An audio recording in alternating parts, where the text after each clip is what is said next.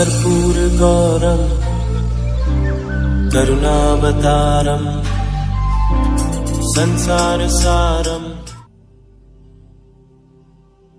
ओम शिवाय, जय माता दी। पुनः स्वागत है आप सभी का। चलिए हमारा विषय ले लेते हैं। दो बड़े मेजर प्लैनेट नीच प्रभावी हो गए हैं, सूर्यदेव और मंगलदेव। और इसका जो सीधा जो प्रभाव है वह जो तुला राशि का, चंद्र राशि जिनकी तुला है, उन जातकों पर कैसा पड़ने वाला है, क्या सावधानी रखनी चाहिए, क्या क्या चैलेंजेस आने वाले हैं, इन सभी के बारे में बात करेंगे। सबसे पहले ये काल समझ लेते हैं दोनों ग्रहों के संबंधित। सबसे पहले सूर्यदेव 16 अक्टूबर 2024, दिन रहेगा सोमवार, प्रातः 7:52 तक कन्या राशि में बने रहेंगे 6 नंबर में। इसके पश्चात तुला राशि में प्रवेश करेंगे 7 नंबर में। शुक्रदेव का साइन है ये लिब्रा। यहाँ पर सूर्यदेव नीच प्रभावी हो जाएंगे। यहाँ पर सूर्यदेव 16 नवंबर 2024, दिन रहेगा शनिवार, प्रातः 7:41 तक बने ही रहेंगे। मंगलदेव 20 अक्टूबर 2024, दिन रहेगा रविवार, दोपहर में 2:46 पर कर्क राशि में प्रवेश करेंगे और प्रवेश करते ही नीच प्रभावी हो जाएंगे। सबसे पहले नीच और उच्च का जो बेसिक डिफरेंस है वह समझ लीजिए। जब भी गणना की बात आती है तो गणना हमेशा निकाली जाती है, उस कंक्लूज़न तक पहुंचा जाता है पहले से। अगर एक अवधारणा बनी हुई है, जैसे कि कोई ग्रह उच्च का है तो उसको बिल्कुल छेड़ना नहीं है, उससे संबंधित कोई भी वस्तु है, कोई भी पदार्थ है, उसका दान बिल्कुल नहीं करना है। अगर दान कर दिया जाएगा तो वो ग्रह बिल्कुल विपरीत प्रभाव देने लग जाएगा। उच्च का है तो मतलब हमेशा अच्छा ही प्रभाव देगा। यह देखना पड़ेगा कि आप करना क्या चाहते हो और उसके लिए क्या क्या सोर्सेस ज़रूरी हैं। उसी प्रकार से कोई ग्रह अगर नीच प्रभावी हो रहा है तो उसको सिर्फ यह समझेगा कि जब वह उच्च का था या सामान्य अवस्था में था तो जो उसके पास शक्तियाँ थी वह लगभग आधी हो जाएंगी। नीच का मतलब कोई ऐसा नहीं है कि उससे आने वाली ऊर्जा जो है बहुत ख़राब हो जाएगी, क्योंकि नीच शब्द जो है उसको स्कैनिंग विद्या में यह है कि पावर आधी रह जाएगी। तो ये लगाइए कि जहाँ पर जो ज़ोर लगाना चाहिए वहाँ पर ज़ोर जो केवल आधा लग पाएगा। यानी हमारा जो परिश्रम का जो स्थान है और भी सारी चीज़ें हैं उनमें जो हमारे को ताकत ज़्यादा लगानी पड़ेगी, यानी संघर्ष थोड़ा सा बढ़ जाएगा। लेकिन इसका मतलब यह नहीं है कि दुखों का पहाड़ टूट पड़ेगा और इत्यादि, इस प्रकार से बहुत ज़्यादा नेगेटिविटी बढ़ जाने वाली है, ऐसा कुछ भी नहीं है। हाँ, यह ज़रूर है कि सूर्य जो है, सूर्यदेव जब जब प्रभावित होते हैं तो सारे जो ग्रह हैं उन पे बहुत ज़्यादा असर पड़ता है। और यह मान के चलिए कि जो उनके शत्रु ग्रह हैं, केवल तत्व के आधार पर वो थोड़ा सा जो करना चाहते हैं, सूर्यदेव की पावर थोड़ी सी कम होने पर वह बहुत ज़्यादा अपना प्रभाव दिखाना शुरू कर देते हैं। तो ये समझिएगा कि दो मेजर प्लैनेट सूर्य और मंगल, यानी कि ज्ञान का देवता और ज्ञान के देवता से ज्ञान प्राप्त करने वाला उत्तम शिष्य, यानी सूर्यदेव हो गए ज्ञान के देवता और मंगल हो गए ज्ञान रिसीव करने वाले। सूर्यदेव की असल पहचान तभी है कि जब उनके पास जो अनमोल जो ज्ञान है उसको लेने वाला कोई बने और वो ज्ञान को लेकर जो है आगे मेहनत करे और उससे अपने जो ज्ञान का जो सोर्स है उसका नाम रोशन करे। तो ये दोनों एक दूसरे से जुड़े हुए होते हैं ज्ञान के आधार पर। और जब दोनों की पावर आधी रह जाएगी तो बहुत ज़्यादा इम्पैक्ट पड़ता है। लेकिन संभल के चलोगे तो किसी प्रकार की कोई दिक्कत नहीं आने वाली है। सूर्यदेव को जो ऐसे समझिएगा कि लगन भाव में ही जो नीच के हो जाएंगे, यानी कि पावर आधी रह जाएगी, तो सीधा असर जो है आपकी पूरी पर्सनैलिटी पे पड़ेगा। वह जो असर पड़ेगा उसका सीधा प्रभाव आपकी गृहस्थी पे पड़ेगा, यानी कि आपके अंदर एक बेवजह का तनाव जो है वो बना रह सकता है। लेकिन ये खुद के ऊपर भी निर्भर करता है कि कितना ज़्यादा आसपास के जो एनवायरनमेंट है, अगर वो नेगेटिव होता जा रहा है तो उसको, उस नेगेटिविटी को कितना ज़्यादा सोख सकते हो आप, मतलब कितना ज़्यादा एब्जॉर्ब कर सकते हो। ये आपके गुणों पर निर्भर करता है। लेकिन जो है आसपास का एनवायरनमेंट आपको तंग करेगा ही करेगा, क्योंकि बनते बनते जो कार्य हैं वह थोड़ा सा और ज़्यादा विलम्ब दिखाएंगे, तो फ्रस्ट्रेशन हो सकती है और उसका सीधा प्रभाव आपकी गृहस्थी पे पड़ेगा, सीधा प्रभाव जो है आपकी मित्र मंडली पे पड़ेगा, सीधा प्रभाव जो जहाँ पर भी आप जाके रोज़गार करते हो, जिससे इनकम आती है, जिससे आपका घर चलता है, उस पे पड़ेगा, जीवन साथी पे पड़ेगा। यानी कि बेवजह की और व्यर्थ की जो चीज़ है जिससे कि आपसी संबंध खराब होते हैं वह होने शुरू हो जाएंगे और आपको सारा दिन ऐसा लग सकता है कि कार्य भी मैंने बहुत अधिक नहीं करा है, लेकिन पता नहीं क्या हुआ ऐसा कि मुझे सारा दिन थकान महसूस होती है, कुछ करने का मन ही नहीं करता। ये थोड़े समय के लिए है, नवंबर के बाद जो है स्थिति ठीक होनी शुरू हो जाएगी, 16 नवंबर के बाद। तो अब जो मंगलदेव हैं, मंगलदेव की जो सीधी दृष्टि पड़ रही है, यह मंगलदेव की जब भी दृष्टि सूर्यदेव पे पड़ेगी तो सूर्यदेव को कोई भी अगर कहीं से भी हानि पहुंचनी होगी तो मंगलदेव ऐसा संकल्प अपनी शक्ति में लगा देते हैं कि सूर्यदेव को तो कवर कर ही लेंगे। ये ध्यान रखिएगा, क्योंकि मंगलदेव की जो उग्रता है उससे लगभग जितने भी जो टेढ़े ग्रह हैं जो बहुत ज़्यादा विषम प्रभाव देते हैं वो सब घबराते हैं, क्योंकि मंगल एक बार ठान लेते हैं तो फिर पीछे नहीं हटते हैं।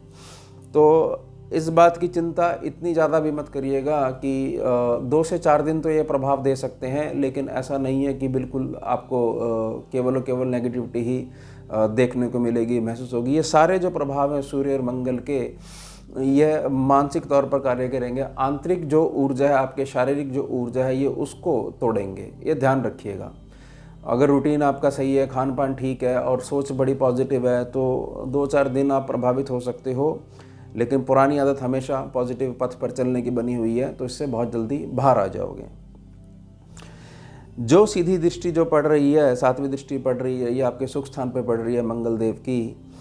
और मंगलदेव का जो सीधी दृष्टि पड़ रही है वह नीच प्रभाव में पड़ रही है, यानी आधी ताकत है। अब आधी ताकत के साथ जो है सुख स्थान को संवारने के लिए, मजबूती देने के लिए यह हो सकता है कि हमारे को ये चीज़ समझ में आए कि जितना ज़्यादा हम अपना 10th सेक्शन मजबूत करके रखेंगे, यानी कि जो हमारा कर्म क्षेत्र है जितनी ज़्यादा उसकी मजबूती बना के रखेंगे, उतना ज़्यादा फ़र्क जो है हमारे भौतिक सुख पे पड़ेगा, हमारी मन की आंतरिक प्रसन्नता पे पड़ेगा। असली जो हमारा सुख है, यानी हमारे को हर हाल में हर क्षण जो है प्रसन्न बने रहना चाहिए, उस पे पड़ेगा। यानी होने क्या वाला है कि कुल मिला के जो जहाँ ये बात आएगी कि क्या ये समझा जाएगा कि ये जब नीच प्रभावी रहेंगे तो क्या मेरे पे लोड पड़ेगा? हाँ, लोड पड़ेगा। कहाँ पर पड़ेगा? लोड पड़ेगा जहाँ पर भी आप अपनी रोजी रोटी के लिए काम करते हो। जो भी आपके काम की टाइप है, बिजनेस की जो भी टाइप है, लोड वहाँ पर पड़ा करेगा और उसका असर जो है वो फैला करेगा। कैसे फैला करेगा? सबसे पहले तो उससे जो है आपका मानसिक तनाव बढ़ेगा। ये उसमें है कि बहुत ज़्यादा अगर आपकी निजी जो लगन कुंडली है उसमें स्थिति अगर ख़राब बनी हुई है और दूसरे जो ग्रह हैं वो भी जो है आपका साथ नहीं दे रहे हैं, केवल तभी उसका सीधा प्रभाव आपके घर के आंतरिक माहौल पे पड़ेगा, जीवन साथी पे पड़ेगा, मित्र मंडली में पड़ेगा। यानी कि एक ऐसा समय होगा कि किसी से बात करने का मन नहीं कर रहा, अपने में रहने का मन नहीं कर रहा, कोई बहुत ज़्यादा हमको कुछ बोले ना और ज़्यादा बोल रहा है तो हमें पता नहीं क्यों गुस्सा आ रहा है। ये इस प्रकार के फ़र्क पड़ेंगे। इसके पश्चात जो अष्टम दृष्टि पड़ रही है, अष्टम दृष्टि पड़ रही है पंचम स्थान पे। इस बात को समझिएगा कि कोई भी ग्रह जब भी अपनी चाल बदलता है या गोचर में जैसे अपने प्रभाव दिखाता है तो उसके 2 अर्थ बिल्कुल सीधे निकलते हैं। अगर वह पॉजिटिव हो रहा है तो इस बात का मतलब यह नहीं है कि वह जो पॉजिटिविटी है वह केवल तब तक बनी रहेगी जब तक गोचर में उसका हुआ है। वह बीज डालेगा और उसका प्रभाव लंबे समय तक देखने को मिलेगा अगर आपने उस बीज को समझते हुए उसका रोपण करना शुरू कर दिया, उसको जल देना शुरू कर दिया, खाद देनी शुरू कर दी, उत्तम धूप दिखानी शुरू कर दी। उसी प्रकार से अगर नेगेटिविटी बढ़ रही है गोचर में, जैसे मंगल नीच के हो रहे हैं और अष्टम दृष्टि से पंचम भाव को देख रहे हैं, त्रिकोण भाव को देख रहे हैं आपके, जो कि सीधा इशारा करता है कि भाग्य की नींव थोड़ी सी प्रभावित होगी, तो इसका अर्थ यह नहीं है कि ये हमेशा जो है लागू ही बनी रहेगी। इसका अर्थ यह भी है कि सही समय पर अगर जो है सही एक्शन ले लेते हो आप तो ये गोचर के साथ ये चीज़ समाप्त हो जाएगी। जैसे कि मैंने प्रार्थना करी कि 2 से 3 दिन तक तो इसका प्रभाव बना रहेगा, लेकिन पीछे से रूटीन अगर जिस व्यक्ति का सही बना हुआ है तो वो इससे बाहर आ जाएगा। और प्रार्थना रहेगी, घर में आप बुज़ुर्ग हैं और आपको ये लगता है कि ये जो गोचर है मंगल के नीच वाला, इसमें जो मेरी संतान है वह मेरा सम्मान नहीं करती है, मेरी बात को सुनती नहीं है, हमेशा बाहर ही घूमना, और जो हम समझाने का प्रयास करते हैं, बेटा हमारे पास बैठो, बातों को समझो, दुनियादारी को समझना चाहिए, ये चीज़ तुम्हारे लिए ठीक रहेगी, माता पिता की बात सुननी चाहिए, आगे अगर कामयाब होना है तो इन रास्तों पर चलना चाहिए, तो थोड़ा सा आप और बड़प्पन दिखाइएगा और समय का प्रभाव मानते हुए थोड़ा सा बच्चे को बड़ा घूम कर छेड़ने का प्रयास करिएगा। घूमने का मतलब ये है कि जब तक बच्चा जिद कर रहा है और जहाँ पर वो आप उसको मार्ग बता रहे हो कि इस मार्ग पे मत चलो, और वहाँ पर थोड़ी सी अगर उसको यह रियलाइज़ होगा कि मेरे अभिभावक जो है मुझे सही टोक रहे थे, तो वह तुरंत जो है समर्पण कर देगा बच्चा।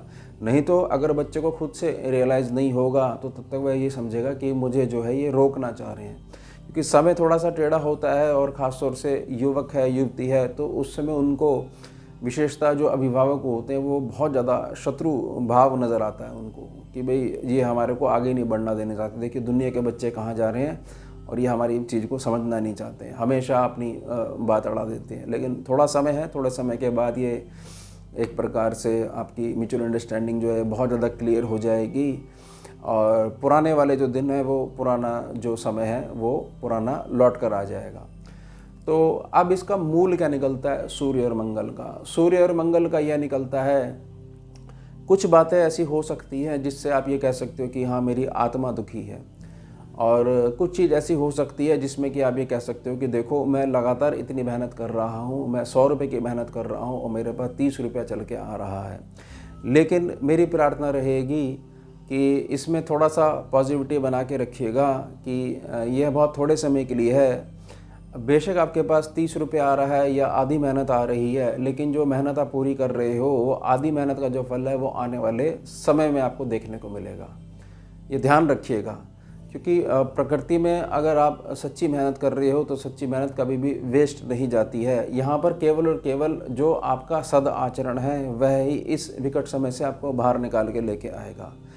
और मंगल एक ऐसे प्लैनेट हैं कि हमेशा जो व्यक्ति आगे बढ़ना चाहता है, जिसको ये आशा बनी रहती है कि मुझे बहुत अच्छे से क्लियर है कि एक जगह से जब तक पैसा आ रहा है तो आगे नहीं बढ़ा जा सकता है, हमारे अंदर छुपे हुए टैलेंट है, इन पे काम करना पड़ेगा, फिर हमें 2 या 2 से अधिक स्थानों से हमारे को धन आएगा। तो अगर यह जो टाइम पे आप कड़ी मेहनत कर लेते हो तो आने वाले समय में 2 या 2 से अधिक साधनों से आपके पास धन आने की पूरी संभावना बनी रहेगी। ये डिपेंड ये करता है कि आपकी लगन कुंडली की स्कैनिंग हुई है कि नहीं हुई है, और बेसिकली आपकी रीच कहाँ पर है, आपकी दृष्टि कहाँ पर लगी हुई है। क्योंकि देखिए गोचर के जो प्रभाव होते हैं उन प्रभावों को अगर आप अपनी लगन कुंडली से नहीं मिलाते हो तो कोई रिजल्ट मिल ही नहीं सकता है, ये बात ध्यान रखिएगा। इसको ऐसे समझिए कि मान लीजिए एक शहर में बड़ी पानी की टंकी है और उसमें अनाउंसमेंट होती है कि पानी छोड़ दिया गया है और आप नल के खोल लीजिए, लेकिन आपके यहाँ तो पाइपलाइन ही नहीं डली हुई है और आप शिकायत कर रहे हो कि मेरे यहाँ पानी नहीं आ रहा है, आप पानी देना नहीं चाहते हो। तो लगन कुंडली अगर क्लियर नहीं है और मात्र गोचर को देखे जा रहे हो तो उसका प्रभाव को कैसे यूज़ करना है, वर्तमान स्थिति ये बनी हुई है और मेरी वर्तमान सोच है और मेरी दशा या योगनी जो दशाएं हैं इस प्रकार से चल रही हैं, अब मुझे क्या करना चाहिए, ये पूरा का पूरा स्कैनिंग का विषय है, इसको निकालना पड़ेगा। लेकिन मूल समझ लीजिए, मूल ये समझ लीजिए कि मन और मस्तिष्क पे थोड़ा सा प्रभाव पड़ेगा, थोड़ा सा धैर्य से काम लीजिएगा और जो है ये समय जो है ये टल जाएगा। और अगर इस समय में अच्छी मेहनत कर लेते हो तो उत्तम धन की प्राप्ति होनी संभव बनी रहेगी। तो ये हो गया हमारा उत्तम विषय। अब मिलते हैं आपसे अगले भाग में नए विषय के साथ। जुड़िए और जोड़िए। ओम शिवा, जय माता। भुजगेन्द्रहारं कर्पूरगौरं करुणावतारं